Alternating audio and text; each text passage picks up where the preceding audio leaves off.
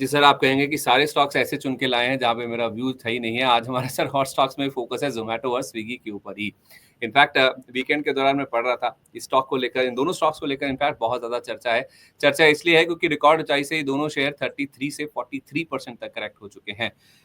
ज़ोमैटो की जहाँ तक बात है सर, मार्च 2023 से लेकर दिसंबर 2024 तक हमने देखा है कि ज़ोमैटो के शेयर में एक तरफा रैली देखने को मिली है। जबकि 11 मार्च ज़ोमैटो का जो शेयर है 11 मार्च को इनफैक्ट ज़ोमैटो का शेयर 8 महीने में पहली बार ₹200 के भी नीचे फिसल गया था। वहीं अगर हम स्विगी की बात करें तो ये अपना जो ₹390 का आईपीओ इश्यू प्राइस है, उसके भी नीचे फिसल चुका है। और जिस तरह से क्विक कॉमर्स प्लेटफ़ॉर्म्स को लेकर बिज़नेस को लेकर जो कॉम्पिटिशन बढ़ रहा है, उसको लेकर एनालिस्ट कम्युनिटी जो है वो काफ़ी ज़्यादा चिंतित है। उनका ये मानना है कि जिस तरह से कॉम्पिटिशन बढ़ रहा है, जो डिस्काउंटिंग है वो काफ़ी एग्रेसिव हो सकती है और इससे मीडियम टर्म में ज़ोमैटो की जो प्रॉफिटेबिलिटी है, उसके ऊपर एक दबाव देखने को मिल सकता है। रैपिडो फूड डिलीवरी में ही आ सकता है।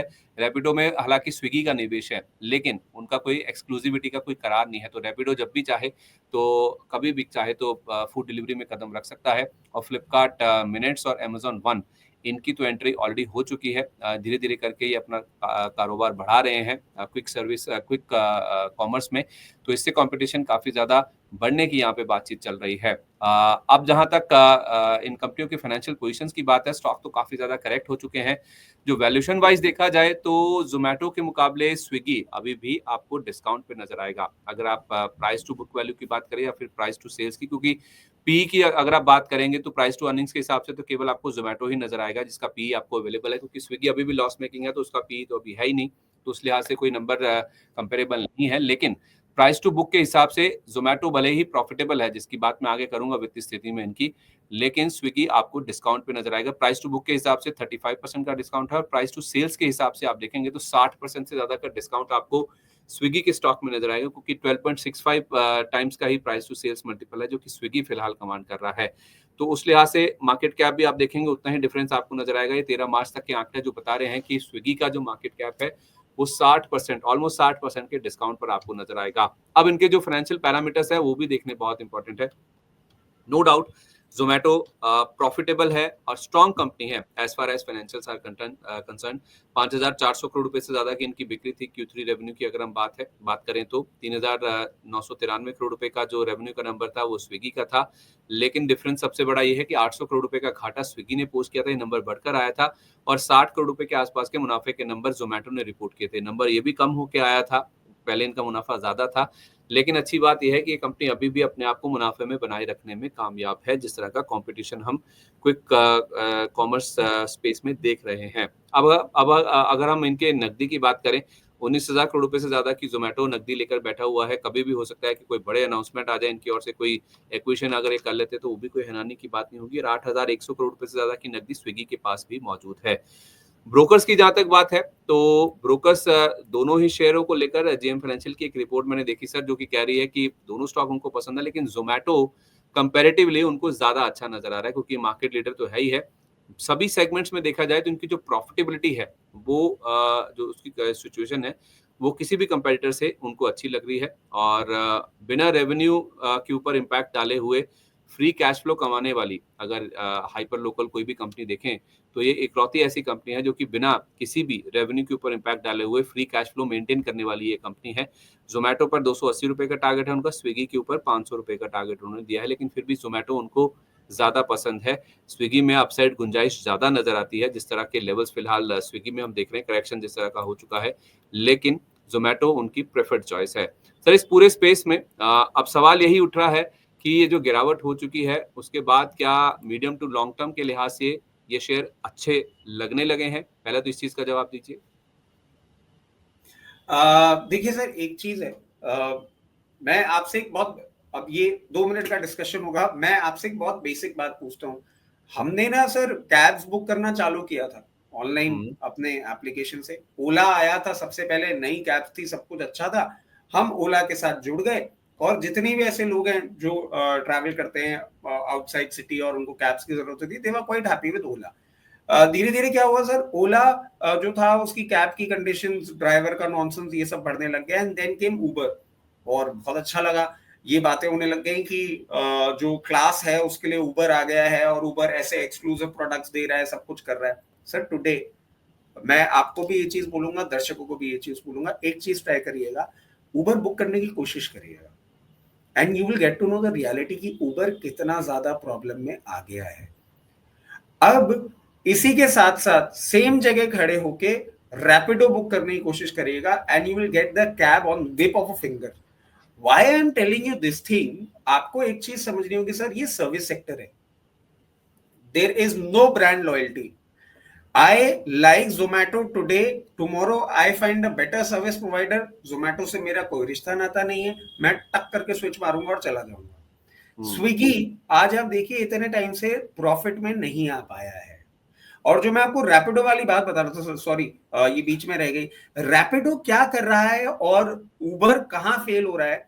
उबर ड्राइवर से कमीशन ज्यादा चार्ज कर रहा है, रैपिडो कैश बर्न तो नहीं कर रहा है बट ड्राइवर्स को मार्जिन ज्यादा बेटर दे रहा है। तो same driver who is hooked up to both the apps, he prefers कि वो रैपिडो की राइड ले ले ताकि उसका मार्जिन बच जाए। So this is one way to approach these kind of business wherein you keep your margins low. Second होता है कैश बर्निंग। मार्जिन लो में अब धीरे धीरे आप देखिए बहुत सारे आ रहे हैं, रैपिडो भी अगर आ जाता है तो इनके लिए और प्रॉब्लमेटिक बात हो जाएगी। अब आप फिर आते हैं कैश बर्निंग में। कैश बर्निंग में जो दो मार्केट लीडर्स हैं, अमेजॉन एंड रिलायंस, इनसे ये नहीं भिड़ सकते। मुझे इनका बिजनेस में बहुत डिस्टॉर्शन दिखता है। JM financials, they might be having their own reasons to comment like this. I am not comfortable very personally, क्योंकि मैं सर बहुत बेसिक स्ट्रक्चर जो मार्केट का देखता हूं उसमें मुझे दोनों ही प्रॉब्लम में दिखते हैं। Swiggy has never been my favourite. In fact Swiggy का आईपीओ आज जिस तरीके से मार्केट मुझे ट्रोल करा रहा है, स्विगी के आईपीओ ने भी कराया था, मैंने सबको मना कर दिया था don't apply for the IPO, मुझे तो बिजनेस समझ में नहीं आ रहा। अब वो अच्छी लिस्टिंग करा दिया, हम बेवकूफ बन गए, अब वो कूल ऑफ कर रहा है तो लोगों को लग रहा है कि हाँ ठीक है, मगर प्रॉफिट नहीं कमाने दिया इस आदमी ने। तो मैं ट्रोल हो चुका हूँ स्विगी आईपीओ को लेके and I am admitting it on this platform. मेरे को जो बिजनेस समझ में नहीं आता ना सर, मैं उसमें अच्छा कमेंट्री नहीं कर पाता हूँ। मुझे जोमैटो स्विगी दोनों प्रॉब्लम में आते हुए दिख रहे हैं and Rapido can be a killer for this business, because जिस तरीके से उसने कैब बिजनेस को पूरा टेक ओवर कर लिया है। इनफैक्ट मैं आपको एक और चीज ऐड करना चाहूंगा sir, Rapido was the first one in India जिसने बाइक टैक्सी सर्विसेज चालू करी थी। आप अगर इसके बारे में पढ़ेंगे, रैपिडो वाज द वन जिसने इनिशिएशन लिया था और उस चीज को 10 साल होने आ रहे हैं and they have been in decent expansion plan. मेरी समझ से आप दूरी बना के रखें, और क्योंकि जोमेटो का एक और नया बिजनेस ये लेकर आ रहे हैं, क्विक एम्बुलेंस सर्विसेज, जिससे मुझे नहीं लगता ये किस तरीके से करेंगे। गुड़गांव में इन्होंने चालू कर दिया है, आई थिंक मुंबई ये नए पार्टनर के साथ कुछ कर रहे हैं। किस किस्म का बिजनेस डाइवर्सिफिकेशन है मुझे नहीं समझ में आ रहा, बट हाँ इन लोगों का थॉट प्रोसेस होगा, दे नो इट बेटर कि मोटरसाइकिल पर रख के पिज्जा पहुंचाना और एम्बुलेंस में बैठा के पेशेंट पहुंचाने में डिफरेंस होता है। ये क्विक कैसे करेंगे, I am helpless to understand, but let's see how it pans out to be like. और ब्लिंकिट में जो ये कैश बर्निंग कर रहे हैं मेरी समझ सीमा से बाहर है।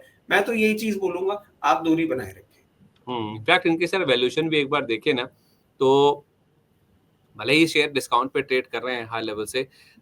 जोमेटो का अगर आप देखेंगे तो प्राइस टू बुक देख लें, चाहे आप प्राइस टू सेल्स देख लें, स्विगी के मुकाबले अभी भी ये प्रीमियम पे ट्रेड कर रहे हैं। नो डाउट प्रीमियम मिलना भी चाहिए क्योंकि ये मुनाफे में है। 60 करोड़ रुपए का मुनाफा इन्होंने Q3 में भी दर्ज किया था। इनकी रेवेन्यू भी ज्यादा है फिलहाल, लेकिन ओवरऑल देखा जाए सर जिस तरह का मार्केट कैप है, ओवरऑल देखा जाए तो करीब करीब 2 लाख करोड़ रुपए का मार्केट कैप है। स्विगी का केवल 80,000 करोड़ रुपए का मार्केट कैप है। ऑलमोस्ट ये 45-55% का शेयर वाला ये हिसाब किताब है। ऑलमोस्ट 50-50 नेक टू नेक चलते हैं ये। लेकिन इस तरह का डिस्काउंट स्विगी में अगर जोमेटो के मुकाबले देखा जाए, आप दोनों में नहीं राय दे रहे हैं खरीदारी करने की, लेकिन ओवरऑल अगर आप डिस्काउंट के ऊपर एक बार राय दे सकें, स्विगी का डिस्काउंट ज्यादा नहीं हो गया जोमेटो के मुकाबले? सर स्विगी का डिस्काउंट ज्यादा हो गया, मगर आप एक चीज देखिए ना, प्रॉफिट तो है ही नहीं। Business which is not making profit, how do we even plan to invest into such kind of business? What is the future of the business? ये डिस्काउंट और नहीं बढ़ सकता, ये कौन बोल सकता है? इनफैक्ट मैं तो अभी सर आपसे बात करता करता जब इस सेक्टर का पीई देख रहा हूं, मुझे सेक्टर से ही विश्वास उठ गया। 160 पी क्या होता है सर? ये किस किस्म की वैल्यूएशन? 160 पी, ये कौन से कहां की वैल्यूएशन निकाल रहे हैं, मुझे तो समझ में नहीं आ रहा। सेक्टर का पीई इटसेल्फ बहुत ज्यादा हाई है। It is better off that we stay away from such kind of businesses. Sir मुझे याद है एक बार आपसे बात हो रही थी जोमेटो को लेकर ही। आपने कहा था कि अगर 180 के आसपास आ जाए तो मुझे कोई हैरानी नहीं होगी। तो अगर मान लीजिए 180 के आसपास आ जाता है, खुदा ना खास्ता, क्योंकि अभी भी आप देखिए तो आज कोई बहुत बड़ा बाउंस बैक नहीं है, 204 205 के आसपास ही ट्रेड कर रहा है। 206 तक जाने की इसने कोशिश करी थी, तो ओवरऑल तो वीक लग ही रहा है। इतनी बड़ी गिरावट होने के बावजूद हाई लेवल से स्टॉक अभी भी कुछ बाउंस बैक की ज्यादा इंडिकेशंस नहीं दे रहा है। तो अगर फॉर दैट मैटर 180 के आसपास मिल जाता है, उस केस में आप खरीदारी करने की राय देंगे या फिर एक शॉर्ट टर्म बाउंस बैक के लिए प्ले करने की राय देंगे? बिल्कुल, देखिए 180 के आसपास आता है तो उस टाइम में हमने ये बात कही थी और आज भी ये बात बोलेंगे, ये दो चीजों में काम में आ सकता है। अगर आप एक बाउंस बैक ट्रेड करना चाह रहे हैं तो, और अगर आप हायर लेवल्स पे ट्रैप्ड हैं तो, दोनों ही चीजों के लिए 180 का लेवल आप यूज कर सकते हैं। शॉर्ट टर्म ट्रेड भी और बाइंग एवरेज के लिए भी एक बार यूज कर सकते हैं। और वो लेवल आता है, उसके बाद अगर बाउंस बैक आता है तो अपनी पोजीशन एग्जिट करें, और जिन्होंने शॉर्ट टर्म ट्रेड के लिए ले रखा है वो प्रॉफिट बुक करें। तो 180 के करीब अगर मिलता है तो कितने बाउंस बैक के लिए कोई प्ले कर सकता है सर? Around 208 to 220। ठीक है, परफेक्ट है सर। तो दोनों स्टॉक से दूर रहना है, लेकिन जोमेटो में एक रे ऑफ होप दिखेगा शॉर्ट टर्म ट्रेडिंग के लिहाज से, केवल लॉन्ग टर्म के लिए नहीं। अगर 180 के आसपास मिलता है और आप हाई लेवल्स पे फंसे हुए हैं, पहले की आपकी खरीद है, तो 180 पर आकर आप जरूर एवरेज करके चल सकते हैं। और उस केस में 208 से 220 ये वो रेंज होगी जहाँ पे एवरेज करने के बाद या फिर लो लेवल्स पे लेने के बाद आपको मुनाफा वसूली करनी है, या फिर जिस जो भी भाव आपका बन जाता है इस लेवल पे आपको एग्जिट कर लेना चाहिए 180 के आसपास अगर आपकी खरीदारी बनती है तो। चलिए, इसी के साथ इस स्पेशल डिस्कशन को जो कि जोमेटो और स्विगी से जुड़ा हुआ है उसको हम यहीं पे समेटते हैं।